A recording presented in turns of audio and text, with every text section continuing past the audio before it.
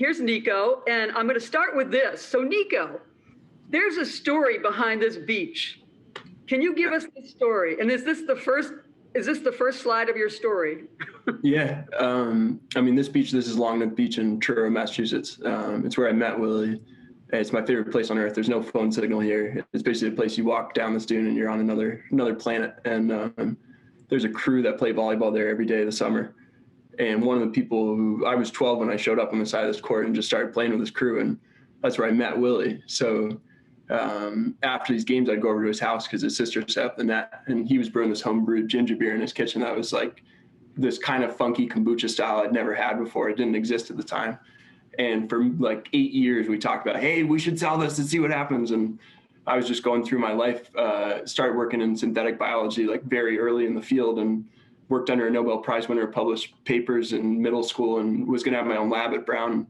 And I had this crisis in sophomore year, just being like, I've just been doing this because I got in early and I was good at it, and I don't even want this. And that's when I called Willie and I was like, Willie, this summer, let's raise $20,000 at Kickstarter. That wasn't the actual money, but let's go on Kickstarter. Let's raise the money we need and let's launch at the farmer's market. Let's see what happens. Let's start selling your ginger beer. And this is Willie himself in his kitchen, or just off his kitchen, with their dog Batty, who is Batty. And basically what we did was that first summer we borrowed 4 Cuisinarts from our friends' parents. We raised $20,000 on Kickstarter. We ground 1,000 pounds of ginger for 12 hours in our driveway, and we launched, and we ended up selling $50,000 of product that summer. So I started looking at the beverage industry, and there were people everywhere who were fanatical about what we were doing. And I started thinking, why are they so fanatical? And it's like, well, it's because people don't get real beverages right now. And if we look at what the parallels to us, the alcohol industry, there's especially not real beverages when they're alternatives to beer, right? There's no nutrition facts on alcohol labels. There's no ingredients claims on alcohol labels. No one knows what the heck they're drinking. And it's crazy because it's a $114 billion industry. So at the time, it was before hard seltzer had started. And we said, we should make a good alternative to beer that uses real ingredients, that's low calorie, that's gluten-free, that tastes good. And that was where the idea of Willie's Superbrew came from, which is a hard seltzer plus real fruit. And what we're doing now is we're a team of 17. We're growing, we're up 150% this year. And we're on pace basically to launch and keep doing that, doubling each year to keep scaling across the Northeast. But it all started off of this porch. Basically, this is Willie's family, the Fenishels. Paul's on the left, Batty and down below. Teresa's on the end of the table. Nancy, their badass former nurse, chain smoking mom, is on the right. And then our friend Dolan, the guy with the glasses who looks a little grumpy, is the other guy. And this is basically where we go after volleyball games and just grill and chill type of thing. But so the most unlikely moment of meeting somebody on a beach, being able to go into a kitchen and see something being created, actually started what seems to be taking off in a big way. And if you haven't had Willie's Superbrew yet, you must try it. There are many different flavors now. But I have a big question for you. So the audacity of just saying, let's just start this. Let's go out and get our Cuisinarts going. Once you figured out that you had something here, how do you even think about building a beverage company that basically you need a place to more than 1 or 2 Cuisinarts, right? So what do you do? Where do you go? How do you begin to think about that? I mean, I think I would look at any industry that I enter. Like if I were to enter any parallel, it could be beverage or anything else, I'd say like the key first thing that we did when we were at Brown, which is a huge advantage, was like we just listened to everyone we possibly could in business. And like any podcast you could have, any book you could read, that there's so many resources. So that'd be where I started, is like starting to build out, okay, what are the things I don't know? And then find the resource that can help you answer that. And so it could be at the beginning, how do you even incorporate a company? Okay, find a friend who's a lawyer who can help you and figure out the cost. Next is, okay, what about the financial models? Are there example financial models online? And as you're doing that, I think a key thing is we would reach out to people who we thought could help us to understand the things we didn't, as we wrote out a list of questions. And then we'd go to these meetings and say, all right, here's 5 to 10 questions I have, and you'd send the agenda in advance so you come across very professionally and people can tell you're taking their time, you're actually using their time well and you care about it. And by the end of the meeting, after going through these questions, we would always ask, can you introduce me to 1 or 2 people who could help us in some way, like in some area that you think we need to learn, or what would the areas be that you think we should focus on next? And that would basically create a network through each introduction. That then by the time we were ready to launch after a year, we were at a point where we had built-in supporters. We had built-in people multiple years later who could be investors. And we also had a greater understanding and support network for when stuff hit the fan later to say, hey, we talked to that lawyer. We know that guy. We can talk to him. And that, I think, was really key because we started young in this. Like, I was in college. I didn't have a network. I didn't know business necessarily. And I think if that's something that you're looking at for whatever part of your life it is, and you're afraid to say, God, this is a huge leap, this is a huge risk, I think the key thing is just write down your questions, parse them out, and then just tackle them one by one and look for the people who can support you, and then have a true, authentic connection with those people to say, after you do these meetings, send them a thank you letter or a note or a follow-up, and think of them on days that you're like, you know what, randomly, this made me think of you, and send them a message. Because I think that is really what makes business enjoyable, as well as why people help other people, where like a lot of the help you're going to look for is from people who are much more established than you, who have very little time. And the thing that makes them actually want to meet with you is if it's a true connection. And that is, I think, the fundamental of doing good business is true connection. I think that is probably one of the most wise pieces of advice you could give any budding entrepreneur. I myself had to learn over time the importance of that network. Sometimes people are shy or don't know what to do or what to say. It is remarkable once you've had, a long experience, which you're still very young, but I've been around for quite a while. That network is remarkable, that people I worked with 10, 15 years ago, I brought them back into my life for the right reasons, at the right time. And so building that network is, without a doubt, one of the best pieces of advice you can get. Okay, I'm going to put a little plug in here. What is RIHub again?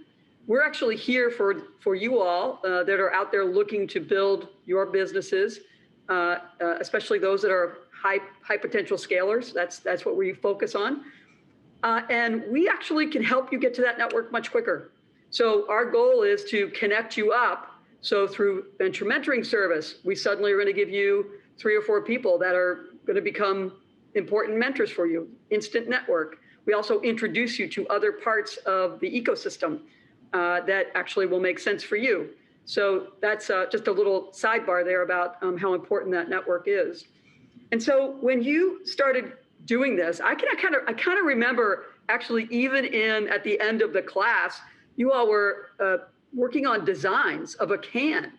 How do you even go about doing that? Again, is it the network? Like you were coming up with that initial design, which had the Willie's beard on it, I remember. Yeah. By the way, I still have the t-shirt. Nice, I'm glad. Those are comfy shirts. Yeah, I mean, the design phase was, I think that's one of the funnest parts of a company, is like thinking through like how will this look on shelf, especially for consumer product release. And the way we tackled that was we basically just asked around like the RISD network, for example, like who's a good designer, and like asked our friends who were at RISD saying like, okay, if you were to have any of your friends design a product, who would it be?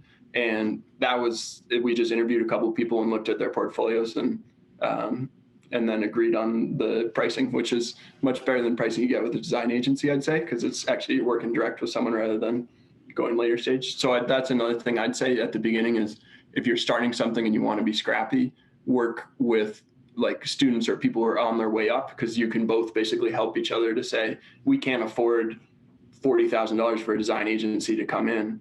We can only do $2,000 for this design.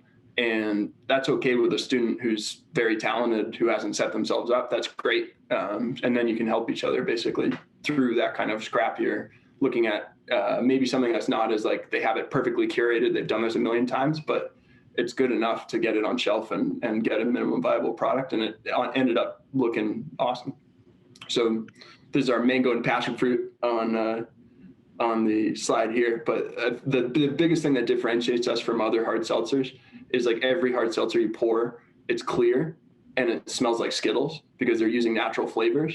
So what we do is we use real fruit. That is actually the color from mango, not a coloring or anything. And that makes so much of a difference because it gives you that mouthfeel of a mango. It smells like a mango. It tastes like a mango. and it's actually real ingredients. And so that's like number one of how we differentiate. But then as a company, we have to look at our space, which, it grew from $1 billion last year as a total category size to $1 billion 2 years ago to $3 billion last year to probably 6 to 7 this year. It's on a rocket ship, and there's a lot of entrants. So what do we do to differentiate? And it can't just be about our ingredients, because our hypothesis is seltzer is going to develop in a way where there's going to be macro, like Bud Light, Miller Lite equivalents, which is White Claw and Truly. And then there's going to be craft, which is, Sierra Nevadas of the world, et cetera. We want to win craft. And there are going to be a lot of people who come in and say, I'll use real fruit, I'll focus on ingredients to win craft, just like us. So the second and third pieces of our brand are, we have a true story started by a surfer and a goat farmer. And then we try and have a positive impact on our communities, which is in the middle of COVID this year, we organized 340 volunteers to clean 340 volunteers to clean 190 miles of beach, pick up 1,500 pounds of trash. And we did that on Cape Cod across every beach.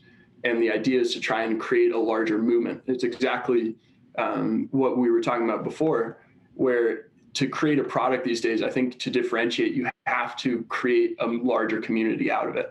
And something that actually links people together, not just in the one-to-one, but your product becomes that vessel to create the momentum to scale. And I think that's where products and general companies have to move. And that's where we're trying to move as well. I remember Max, who was your co-founder, was from the UK. And at that time, I remember talking about the fact that, there wasn't really a big ginger beer happening here in the United States. I think this was 2014, actually, or 2015, maybe. It was early on. And I remember thinking, well, you guys will be one of the first ginger beers here. And then suddenly everything exploded. And of course, the hard seltzers are here. At that time, I remember in the class, you all were talking about the fact that the market you were going to go after were women who normally drink wine, that weren't interested in standard beer. So now we've got several years down the road. I'm curious, is that what happened? It did. The industry, we're actually 50-50 split male to female. But I think the idea of like looking for health conscious consumers was where we were trying to fish, because alcohol didn't really have that other than marketing on calories. They weren't marketing on ingredients or like gluten-free or light body, which is every other food and beverage company in the world outside the industry. So that was our hypothesis, is like, we can bring in the early adopters of this, which is probably more likely to be female before the industry starts, which is exactly what happened with seltzer. And then it's going to level out because everyone's going to say, I do want a lighter drink, and I do want it to taste a little bit sweeter and fruity and that style, because that's where palates have gone. So it did happen, but more now we're split evenly, I'd say. I think the reason I bring it up at all is when a company is starting, you actually need to make some assumptions about your market and how you're going to brand it, et cetera. But along the way, you're going to test and learn, and things will change, including the market. Your market's changed dramatically in a great, favorable way for you. Tell us about any issues you had, because it is an alcoholic beverage, getting into distribution channels. How do you even start? Who do you talk to? Do you knock on the door of the local liquor store and say, hey, do you want to carry this? How do you do it? Yeah, I mean, we, at the beginning, before we had like the money to launch or contracts or anything, we actually went and surveyed local liquor stores. So it was like Madeiras and Bottles and, Darwin's and all the liquor stores around Brown. And basically we'd go to them and say, like, here's our home brewed bottles in brown plastic unlabeled things. Try this, please, which they actually would. I'm surprised and thankful. And they'd be like, this is amazing. And we basically just wrote on like these lined paper, like, notebook paper. Okay, would you buy this? How many cases at the beginning, as like proof of concept to say like, okay, we have purchase orders. And that was like our initial kind of like, okay, people would buy this, liquor stores would support us. And actually the real reason we ever worked or succeeded was, again, the relationships we built in those circumstances, where it was like our first 100 accounts were all places that we surveyed, and they loved our story and they wanted us to succeed. And that's why it worked. And like that phase of the first 100 is like, it's easy to gain momentum actually once you launch a product that people like, but then the phase after that where it's like, okay, but how do I actually get noticed is like a total plateau that you have to fight through. And the reason we got from like this initial momentum and through this phase was the belief of those accounts and the fact that they would keep pushing and give us energy back and forth to scale, basically. And tell us, so that's great. Tell us where you are today. How far afield are you from Providence, Rhode Island now in terms of distribution? So we're in 9 states. We're distributed basically in New Jersey, New York, Philly, all of New England, New Hampshire, Vermont, Maine, etc. And we're in about 2,500 accounts, and we're doing about 3 million in revenue this year. Last year we did 1.3, and so we're hoping to do like 6 next year is the goal. Yeah, and how does that happen? Do you have to go to every state and plot out a very specific, because it's an alcoholic beverage, something really specific in each state? Yeah, distributor contracts. Our industry is really old school, which is part of why it took so long for health trends to come to the industry. The distributor contract, every distributor contract you sign has a thing called franchise law, which is basically once you sign a distribution deal, it is the lifetime distribution deal. So as a brand, unless you can prove gross negligence, which is very hard because they have a very good amount of money to lobby and spend on lawyers, you cannot exit your contract. So that means you can, if you expand too quickly, you're locked into stuff where you have no leverage at all to negotiate. And so what we have had to do is really be very careful with choosing our wholesale partners and make sure that we choose people who have, shared values, where we have leverage entering the contract to say, this chain wants us. If you haven't, this gives you easy servicing and it pushes your competitors away. What will you give us in exchange for the fact that we can provide this kind of very proven volume? And that was something that we've expanded very slowly compared to a lot of CPG. It's been 6 years, and if we're trying to be fast growth, it's always people go national as fast as they can. We chose very much say, let's have good relationships, let's build really good trust, and let's build a really good product because we want to do it right rather than fast. This is very smart. And by the way, for those of you that are thinking about jumping into entrepreneurship, this is called strategy. Every company has one, and you guys have done a great job of really thinking it through and making real decisions based on how to do this in a very intelligent way versus fast versus doing it well. So what's next? Are you guys going to continue the march across the United States? We're not launching new states next year, actually. There's so much room to grow where we are, going deep in Boston and Rhode Island and New York City and Philly and New Jersey. It's we could grow 10 or 20 times just in the footprint we have. And the size of our category and how fast it's growing, it's very much everyone who's entering it is trying to go national. And they're all trying to basically follow each other and say, let's go to 100 calories. Let's not care about our ingredients or our story. Let's just have a brand that we slap on shelves, and let's have the chain pick us up. And maybe we'll rely on our brand equity of we have a large beer or we have a large craft brand or whatever to make customers choose it. What we say is we want to build really good liquid, and we want to have a really good story, and we want to have people actually care about that and tell each other about it. And let's go deep as we can, because if you build for the future rather than for the competition, then you can actually win it. And that's where let's just focus. Let's keep our network tight. Let's build really good sales relationships, and let's have actually as well a very good impact on the communities we're in by expanding stuff like the beach cleanup to say it's not just going to be Cape Cod, but let's do all of Long Island this year. Let's do all of Jersey Shore this year. Let's do all of Cape Cod this year. And let's build a movement where people feel they can be part of the brand and they can do something good while doing that. Exactly. Well, I want to also invite anybody who has a question up to chat. Go ahead and put it in the chat, and we'll continue to ask questions of Nico. By the way, if you haven't had a chance to try Willie Superbrew, I invite you to do that, because you will not be unhappy with that choice. It's great, good stuff.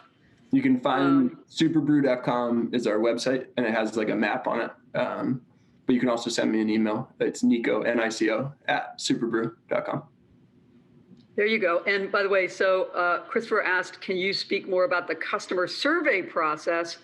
How did you jump the hurdles of establishing those initial connections with liquor stores? And by the way, I remember I live in a small town in Rhode Island, and I remember one of you was down there actually it was a Friday afternoon tasting. I got my husband, I said, you've got to taste this stuff. Come on down. It happens one by one at tastings at these local liquor stores. Yeah, truth. I mean, so jumping the hurdles, I think it's basically the first hurdle is like you're scared to meet a stranger. So like I think that's the first one is like make a plan before you even go in to say here's what I want to do in this interaction. And because you have a plan, you can jump over the hurdle of meeting a stranger because you're like, I just got to follow my plan.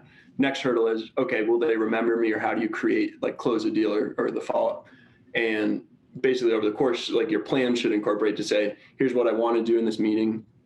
And at the end of the meeting, make sure you recap what you've agreed on and send a recap to that person. And like, these are like the fundamental, like key of working with anyone or doing a sale is like, have your plan, have a good interaction, follow your values. And then at the end, make sure you send a recap that codifies what you agreed on. Cause otherwise it's going to be, he said, she said. And that happens all the time in liquor stores where they're like, yeah, we can do a 20 case display. Sure. And then you come back a week later and they're like, oh, I gave it to Heineken.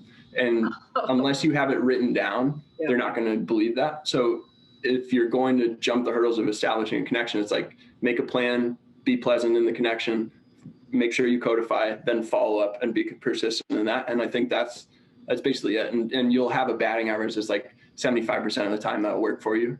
But if you show up in person, it helps a lot as well, I'd say. That's fabulous. Actually, Toonie asked, where are your best sales right now? Are they happening in Rhode Island or Boston? Or? Rhode Island and Boston. Our rate of sale is best in Boston and in Rhode Island. We're like Boston, Rhode Island, and Cape Cod, we're crushing it. And then we have a lot of room to grow in the regions to the south where like New York, you got to fight a dogfight to get noticed there. Same thing with like Philly. Philly's actually doing really well for us, and Wegmans and a couple of the chains were doing really well. So it's now driving that growth, I think. Yeah, and by the way, I want to say to Shannon Shallcross, who's on here, listen, if we could be in person, we would be serving. As a matter of fact, Nico has offered us cans, and I said I can't put those in the mail, and I didn't know what to do with them. So, but yeah, next year when we're all able to get back together again, we're doing it because this is so great. Hey, a quick question: Does Willie? Do you intend to conquer the world ever? Has there ever been a thought about going international, maybe to the UK? Honestly, we've had like a ton of outreach, especially in the middle of COVID, from like South Korea, Belgium, UK, Puerto Rico, like all these places that are saying, holy shit, seltzer's taking off in the US. We need to find someone to supply us. And we looked at those things and I talked to him a bunch, and it's distracting from what the growth could be in our Northeast footprint. It's like, it's really hard to turn down that kind of thing to say like, oh, we could be sold internationally. But I think the key is like, know what you do well and do it very well and focus on it. And like, I used to have the worst shiny object syndrome and still do sometimes, but I think you have to check that and say, if you're going to do your product, know what your mission is, know what your values are, know what you're going to do next year to drive that and focus on it. And don't just take every shiny thing and say, this is an opportunity, but say, no, this is what we're doing as a team. We're bought in on this. Here are our goals. Here's how we're measuring it. Let's do it. I could not agree more. By the way, I have shiny object syndrome. It's really tough. I love so many things, and then I'm like, no, remember, do what you need to do, focus on that. And it's actually sometimes difficult when you're running a company and you're kind of looking at what's right in front of you at the same time needing to look what's out 3 months, 6 months, a year, especially like you are the CEO, that's your job. Sometimes it's difficult to remember the pathway that's going to get you where you need to be in a year while you're sitting on something today that looks pretty tasty and good, and you might make the wrong move because that happens to the best of us. So, yeah. I would say a good way to structure that is a book called The Traction Method, where you can work backwards, like basically say, here's my goal in 5 years. Okay, what do I need to do in 3 years to get there? What do I need to do in 1 year to get there? What do I need to do this quarter to get there? It's a very simple method. It's a little more complicated than I just described, but that idea of just setting your sights and then working backwards from it and setting measurables by a specific date so that you can achieve it. Like just use that to orient yourself. And your hypotheses will change over time as you learn your industry, but making sure you have that kind of like North Star that you can see if you're taking a shiny object. Is it going towards that North Star, or is it pulling you off path? I think is a good way to That's gauge exactly that. right.